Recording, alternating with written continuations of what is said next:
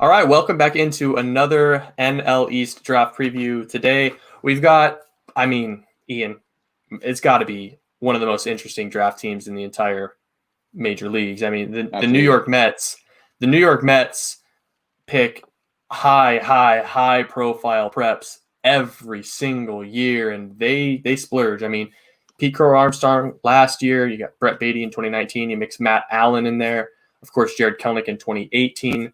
We won't count They that just though. we won't count that. I'll count that.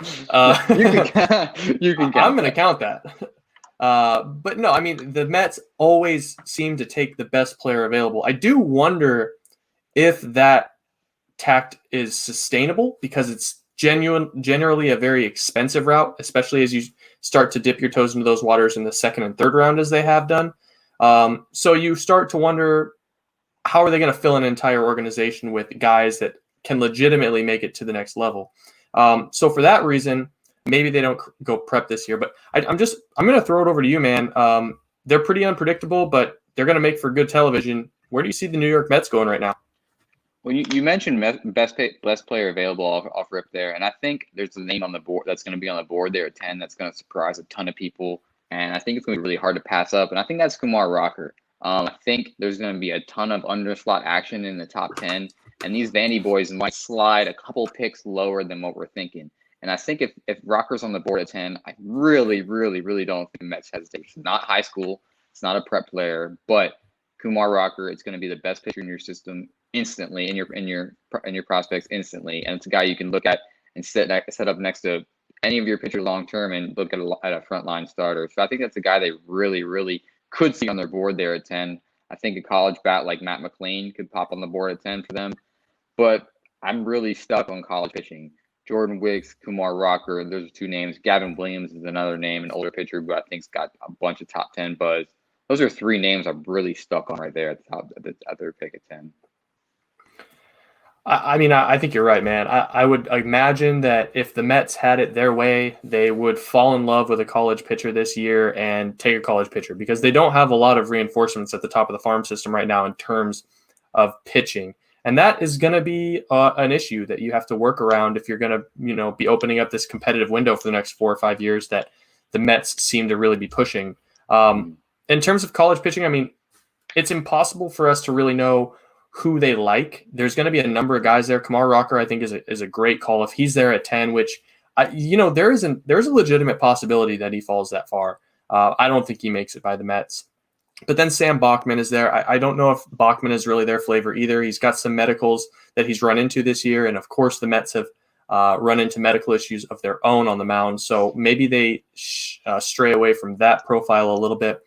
But then, I mean, you mentioned Gavin Williams. I think Gavin Williams is an excellent fit. I think Jordan Wicks is an excellent fit. I think, you could even go down to Will Bednar. I think they could understop a guy like Will Bednar if they believe that he's a starting pitcher at the big league level. But the other outcome here is if none of these starting pitchers really, if they don't resonate with any of these guys, and the draft goes like we expect it to go, where there's going to be some chaos at the top, maybe a Brady House falls into their lap at 10, or maybe they reach for a prep that maybe isn't ranked as high as many people would think to see, like a Colson Montgomery, but maybe they underslot a Colson Montgomery at 10. If we know the Mets, we know that they're either going to go for best player on the board. And I think this is a perfect year for them to just kind of wait and see what happens and see what falls into their lap. If you were the Mets and you had Brady House and Kumar Rocker on the board at the same time, which, I mean, I think there's a reasonable chance that could happen, which one would you choose? See, that's a tough question to ask me. I think if you're talking about the Mets, I think Kumar Rocker makes the most sense in that position.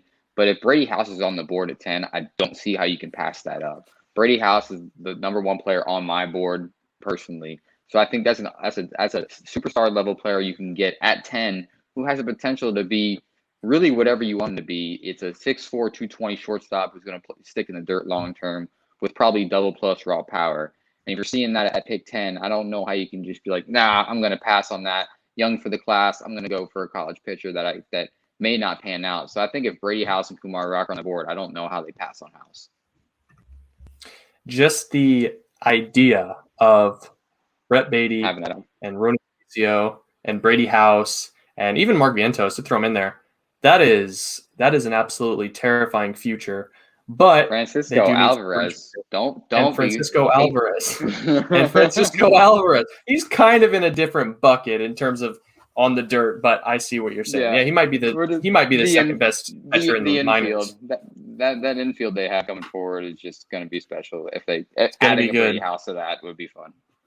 Yep, but you got to bridge the gap. You got to find a way to compete between 2021 and 2023 before those guys are all really clicking on all cylinders. But hey, I think that'll do it for the New York Mets.